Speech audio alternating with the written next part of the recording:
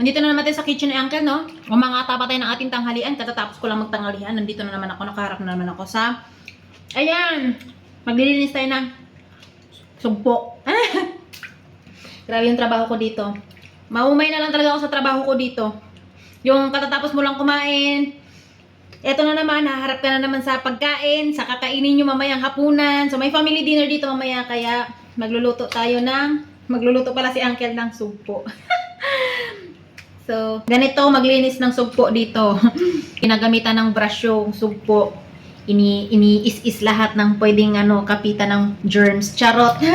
Ma-germs ang sugpo. Dapat dito hindi na kinakain. Kasi ma-germs. So, ayan. Ang gagawin lang natin dito is tatanggalan natin ng ganito. Papakita ko sa inyo, guys. Ito. So, ngayon hindi natin siya tatanggalan ng shell. Yan. Tatanggalin lang natin yung mga uso, yung mga matitigas na parte. And then, syempre, tatanggalin natin yung ito. Open natin. Yan, ganyan lang. Tatanggalin natin yung yan, ito. So, nakikita nyo ba yan? Yan. And then, hatakin. Hatak. Dahan-dahan lang para hindi maputol. Pero pag naputol, gawan nyo na ng paraan.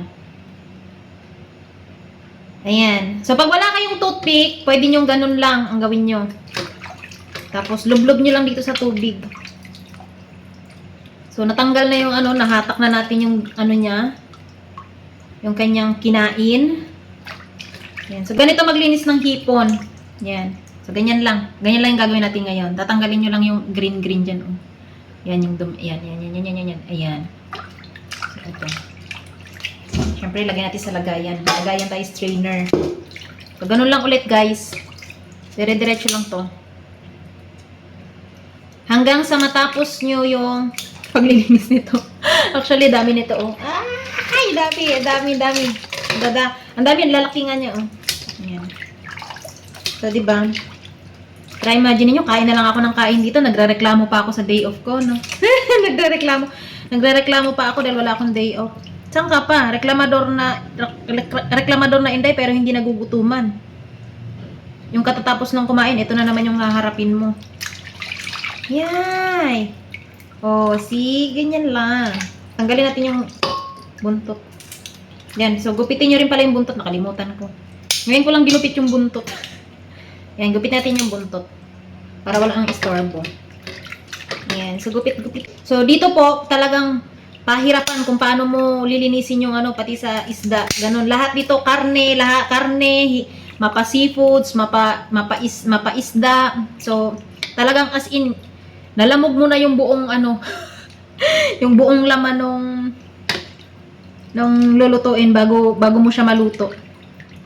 Actually, laki talaga niya. Ang sarap nito. Ewan ko kung anong gagawin ni Uncle dito mamaya. So, titignan ko na naman kung ano yung gagawin niyang luto dito mamaya. So, i-broadcast ko ulit sa inyo. Wala tayong magawang content, hindi tayo makalabas, dito tayo mag-focus sa puro pagkain. Ayan, oh, di ba? Grabe dumi niya, oh. Ano ba to, taba? Yung green taba. Taba ng So guys, pagka hindi nyo mahatak, aray, So, ganito gawin nyo. Gupitan nyo dito sa gilid. Ayan, ito, hatakin nyo. Ayan. Hatakin nyo lang. So, medyo hindi kasi siya mahatak ng maayos. Ayan, oh.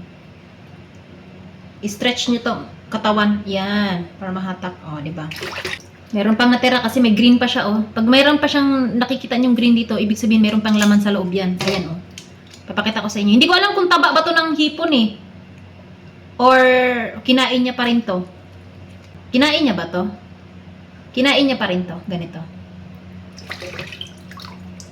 Yan. Hipon for today! Yan. Yung isa, nalamog na yung isa, oh. Lupay-pay na yung... Lupay-pay na yung isa, kababrush ko kanina. Or pagka nandito pa rin siya, naputol pa rin siya, gupitan nyo hanggang basta hindi lang siya matanggal yung shell. Kasi yung shell lang naman ang huwag daw tanggalin, eh. Yan. Ayan, so guys, ganun lang maglinis ng hipon. So, sana, may natutunan kayo sa paglilinis ng hipon.